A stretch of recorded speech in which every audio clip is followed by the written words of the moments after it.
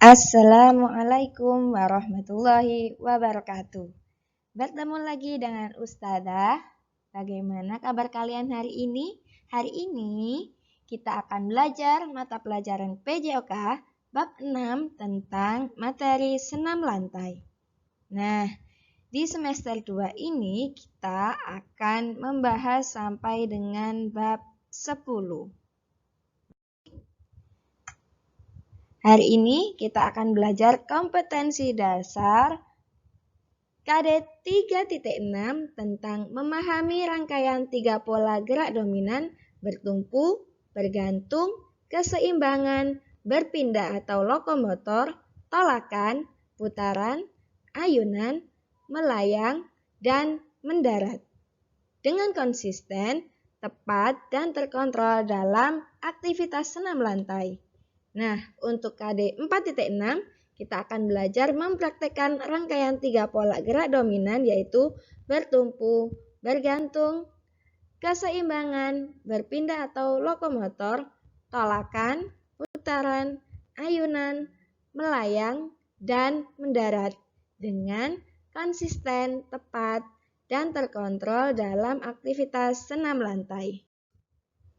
Nah, untuk tujuan pembelajaran kali ini yaitu siswa dapat memahami 3 rangkaian 3 pola gerak dominan, yaitu bertumpu, bergantung, keseimbangan, berpindah atau lokomotor, tolakan, putaran, ayunan, melayang, dan mendarat dengan konsisten, tepat, dan terkontrol dalam aktivitas senam lantai dengan baik dan benar.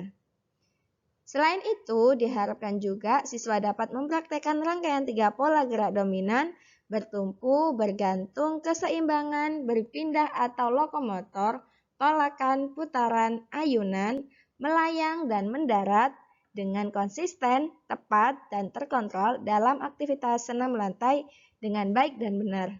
Nah, anak-anak, untuk kali ini Ustazah akan menjelaskan tentang senam lantai. Setelah itu, baru minggu depan kita bisa mempraktekannya. Nanti Ustazah akan membuat video tentang gerakan senam lantai. Nah, untuk berikutnya, senam lantai ada apa saja sih? Senam lantai ada aktivitas senam lantai, gerakan dalam senam lantai, kemudian rangkaian gerakan dalam senam lantai. Ustazah bahas mulai aktivitas senam lantai dulu. Apa saja yang ada atau yang termasuk dalam aktivitas senam lantai? Yang pertama yaitu mencium lutut. Nah, semuanya pasti sudah pernah mempraktekkan gerakan mencium lutut. Ini salah satu aktivitas gerakan senam lantai. Yang kedua yaitu berlatih split. Berlatih split yaitu dengan merentangkan kedua kaki secara lurus. Itu merupakan berlatih split. Kemudian yang ketiga adalah plank. Yang keempat adalah plank posisi miring. Yang kelima adalah latihan mengangkat punggung. Nah, sedangkan untuk gerakan dalam senam lantai yaitu yang pertama roll depan, kemudian yang kedua roll belakang, dan yang ketiga adalah guling lenting. Sedangkan rangkaian dalam gerakan senam lantai, jadi digabung. Kalau rangkaian berarti ada beberapa gerakan dalam senam lantai. Yang pertama yaitu rangkaian roll depan dengan awalan jongkok dan berdiri. Selanjutnya yaitu rangkaian roll depan dengan awalan jongkok dan berdiri. Maaf, yang Ustazah maksud adalah roll belakang ya. Rangkaian roll belakang dengan awalan jongkok dan berdiri. Kemudian rangkaian roll depan dan roll belakang dengan awalan jongkok dan berdiri. Kemudian rangkaian roll depan dengan guling lenting. Nah, selanjutnya yaitu Ustazah akan menjelaskan satu persatu aktivitas senam, kemudian rangkaian gerakan aktivitas senam, dan juga gerakan dalam senam lantai. Yang pertama yaitu aktivitas senam. Apa sih aktivitas senam lantai itu? Aktivitas senam lantai yaitu merupakan salah satu nomor cabang dalam olahraga senam. Nah, untuk karakteristik senam lantai yaitu lebih mengutamakan koordinasi beberapa gerakan seperti berguling, melenting, berputar, dan mendarat. Nah, selanjutnya yaitu ini merupakan salah satu contoh gerakan mencium lutut. Bisa dilihat pada gambar. Yang pertama, ketika anak tersebut duduk dengan posisi 90 derajat, kemudian mencoba menekuk dan mencium lututnya. Nah, ini bisa kalian lakukan tentunya dengan pengawasan, dan sebelum melakukan atau mempraktekkan jangan lupa untuk melakukan pemanasan agar terhindar dari cedera. Apa sih sebenarnya manfaat dari gerakan mencium lutut ini? Gerakan ini memiliki manfaat untuk melatih kelentukan badan kita. Nah, seperti yang saya jelaskan sebelumnya ya, latihan mencium lutut, bukan mencuci ya, tapi mencium lutut dilakukan untuk melatih kelenturan otot kaki atau tungkai sebagai penunjang gerakan utama saat melakukan senam lantai. Yang berikutnya yaitu split. Nah, ini dia gerakan split. Merentangkan kedua kaki lurus tanpa menekuk lutut. Nah, latihan ini juga memiliki fungsi untuk melatih kelenturan otot tungkai. Selanjutnya yaitu gerakan plank. Nah, ini adalah gerakan plank seperti posisi push up, cuman sikunya menempel pada lantai. Nah, gerakan ini dilakukan untuk melatih kekuatan lengan. Selanjutnya itu plank miring. Posisi plank miring ini juga memiliki manfaat untuk melatih kekuatan lengan. Nah, gerakan ini dilakukan dengan cara menahan badan dengan menggunakan satu tangan dengan posisi memiringkan badan. Benar-benar untuk melatih kelenturan dan keseimbangan tubuh. Maksudnya kekuatan dan keseimbangan tubuh kita. Jika tidak seimbang, maka akan mudah jatuh. Selain itu, yang selanjutnya adalah latihan mengangkat punggung. Berikut gerakannya. Latihan ini memiliki manfaat atau tujuan untuk melatih kelenturan punggung. Selanjutnya yaitu gerakan dalam senam lantai. Ada roll depan dengan awalan jongkok. Berikut gerakannya. Jadi terlebih dahulu kita awali dengan posisi jongkok, kemudian setelah itu baru melakukan gerakan roll depan atau berguling ke depan. Gerakan roll depan ini dapat dilakukan atau memiliki manfaat untuk melatih kelenturan otot punggung. Nah, sedangkan roll depan dengan awalan berdiri, tentunya karena awalan berdiri maka yang pertama atau awalannya kita harus berdiri. Kemudian setelah itu baru kita melakukan gerakan selanjutnya, baru melakukan gerakan roll. Saat melakukan roll depan, tumpuan berada pada bagian tengkuk. Bagian tengkuk itu belakang leher.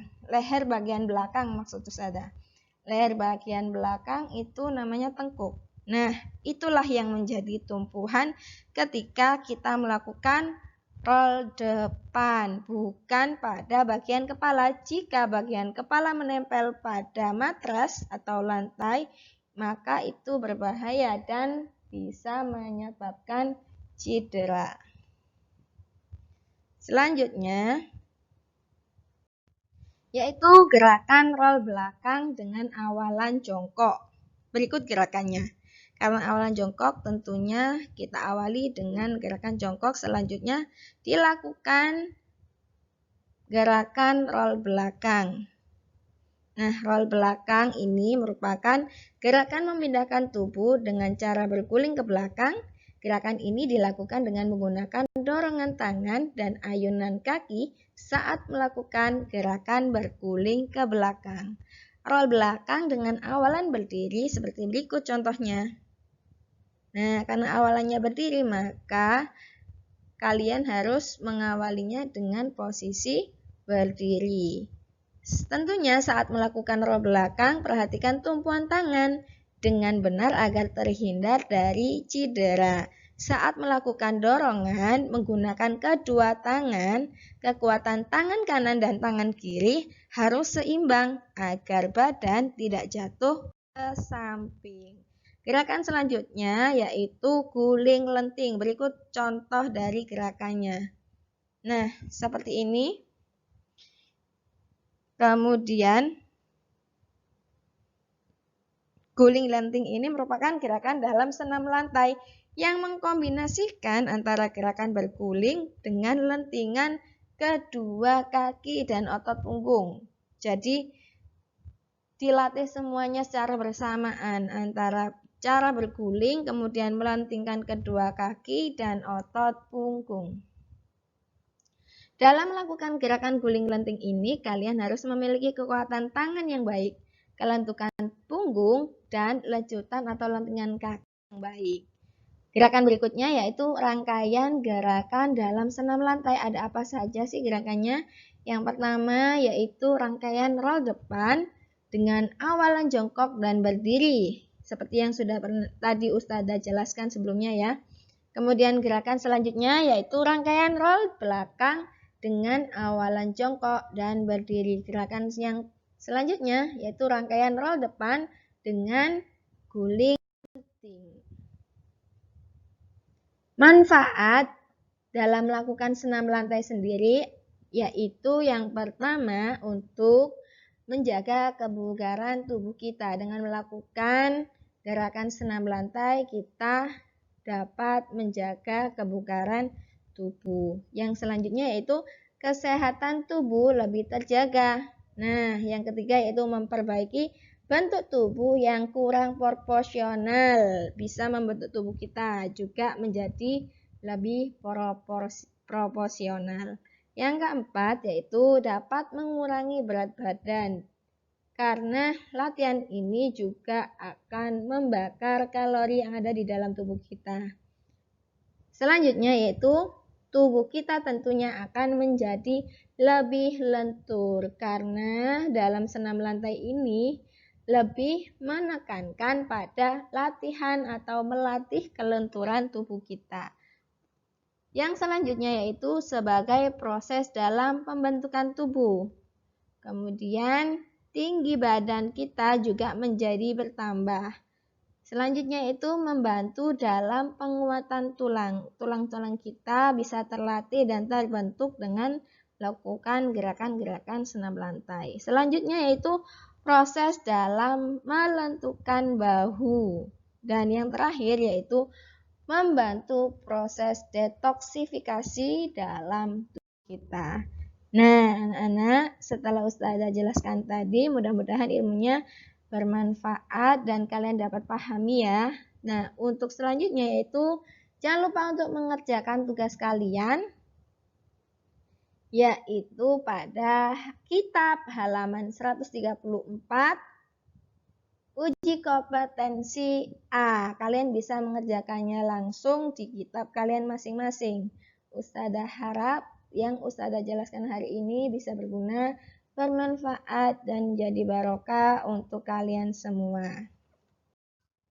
Cukup sekian pelajaran hari ini. Ustazah ucapkan terima kasih dan tetap semangat dalam belajar.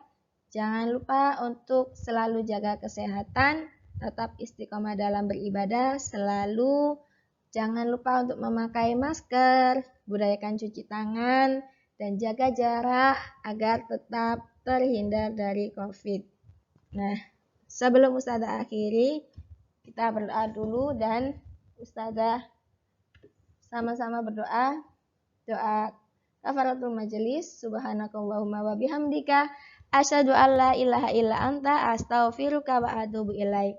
Sampai jumpa di pertemuan berikutnya. Wassalamualaikum warahmatullahi wabarakatuh.